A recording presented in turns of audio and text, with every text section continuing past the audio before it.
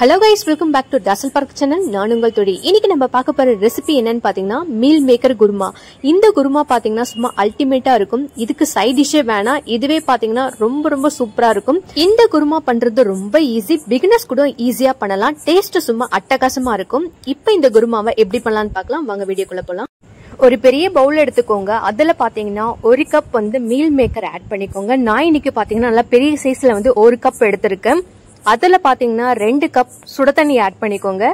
சுட தண்ணி ஆட் பண்ணதுக்கு அப்புறம் ஒரு மூடி போட்டு இத 15 நிமிஷம் அப்படியே விட்டுருங்க. அந்த சூட்ல இது 80% நல்லா வெந்துடும். தண்ணி பாத்தீங்கன்னா நல்லா சூடா இருக்கணும். நெக்ஸ்ட் பாத்தீங்கன்னா மிக்ஸி ஜார்ல 1/2 கப் தேங்காயை இந்த மாதிரி சின்னதா கட் பண்ணி எடுத்துக்கிட்டேன். அதுல பாத்தீங்கன்னா 1 ஸ்பூன் சோம்பு ஆட் பண்ணிக்கிறேன் நானு. நெக்ஸ்ட் பாத்தீங்கன்னா இதுல 1 ஸ்பூன் சீரகம் ஆட் பண்ணிக்கிறேன்.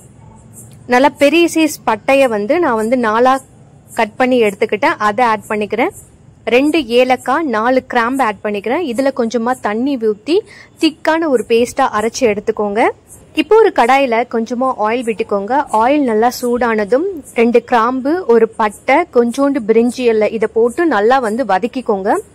8 பல்லு பூண்டை தட்டி எடுத்துக்கிட்டா அதை ஆட் பண்ணிக்கிறேன். பூண்டுல இருக்கிற பச்சை வாசனை போற அளவுக்கு இதை நல்லா வதக்கி எடுத்துக்கோங்க. இப்ப நம்ம இதை நல்லா வதக்கி எடுத்துக்கலாம். பூண்டு நல்லா வதங்கினதும் பாத்தீங்கன்னா நல்லா பெரிய சைஸ் ஒரு பச்சை மிளகாயை 4 கட் பண்ணி எடுத்துக்கிட்டேன். நல்லா பெரிய சைஸ் 3 வெங்காயத்தை சின்னதா கட் பண்ணி எடுத்துக்கிட்டேன். அதையும் ஆட் பண்ணிக்கிறேன்.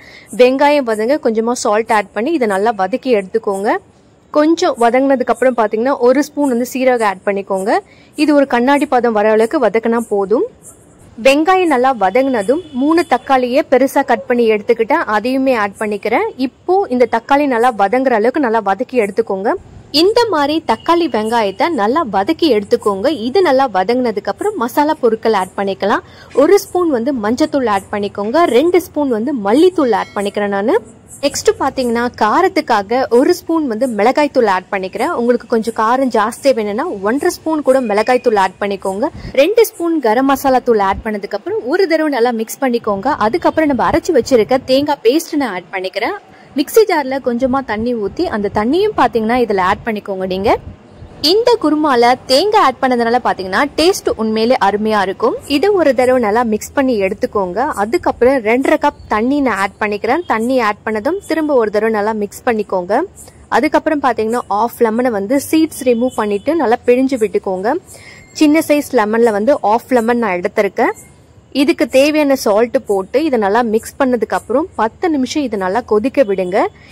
அதுக்கப்புறம் பாத்தீங்கன்னா 2 டேபிள் ஸ்பூன் குழம்பு மிளகாய் தூளை தண்ணியில கரைச்சி நான் எடுத்துக்கிட்டேன். அதை ஆட் பண்ணிக்கிறேன். 5 நிமிஷம் நல்லா கொதிச்சதுக்கு அப்புறம் பாத்தீங்கன்னா 5 நிமிஷம் இது நல்லா கொதிச்சதுக்கு அப்புறம் நம்ம ரெடியா வச்சிருக்க மீல் மேக்கரை தண்ணி எல்லாத்தையும் நல்லா பிழிஞ்சு எடுத்துட்டு இதுல ஆட் பண்ணிக்கோங்க. மீல் மேக்கர் பாத்தீங்கன்னா ஆல்ரெடி 80% குக் ஆயிடுச்சு. இதை ஆட் பண்ணதுக்கு அப்புறம் 10 நிமிஷம் இது நல்லா கொதிக்க வச்சாலே போதும். இந்த சுவையான மீல் மேக்கர் குருமா ரெடி ஆயிடும். இது நல்லா நம்ம கொதிக்க விடலாம். இப்ப நல்லா 10 நிமிஷம் கொதிச்சதுக்கு அப்புறம் ஸ்டவ் ஆஃப் பண்ணிக்கோங்க. இப்ப இது நல்லா கொதிக்கட்டும். கொதிக்கும் போது அவ்வளவு வாசனையா இருக்கும். இந்த குருமாக்கு சைட் டிஷ்ஷே தேவையில்ல. இதுவே பாத்தீங்கன்னா அல்டிமேட்டா இருக்கும். 10 நிமிஷத்துக்கு அப்புறம் நான் ஸ்டவ் ஆஃப் பண்ணிட்டு இதுல பாத்தீங்கன்னா 2 கொத்து கருவேப்பிலையை ஆட் பண்ணிக்கிறேன். கருவேப்பிலை ஆட் பண்ணதுக்கு அப்புறம் ஃபைனலா ஒரு தடவை மிக்ஸ் பண்ணிக்கோங்க. அவ்வளவுதான் கைஸ், சூப்பரான மீல் மேக்கரை வச்சு குருமா ரெடி பண்ணிட்டேன். இதே போல நீங்களும் ட்ரை பண்ணி பாருங்க. சுட சுட சாதத்துக்கு இதை வச்சு சாப்பிட்டீங்கன்னா அவ்வளவு அருமையா இருக்கும். நான்வெஜ் செய்யாத சமயத்துல இந்த வெஜ் குருமாவை செஞ்சு நீங்க அசத்துங்க. இந்த மீல் மேக்கர் குருமாக்கு பாத்தீங்கன்னா சைட் டிஷ்ஷே தேவையில்லை. இதே போல நீங்களும் ட்ரை பண்ணிட்டு உங்க ஃபீட்பேக்கை எனக்கு ஷேர் பண்ணுங்க. நானும் பார்த்து தெரிஞ்சுக்கிறேன். இந்த வீடியோ உங்களுக்கு பிடிச்சிருந்தா லைக் பண்ணுங்க. மறக்காம உங்க ஃப்ரெண்ட்ஸ் அண்ட் ஃபேமிலிக்கு ஷேர் பண்ணுங்க. நெக்ஸ்ட் ஒரு இன்ட்ரெஸ்டிங்கான ஒரு ரெசிபில சந்திக்கலாம்.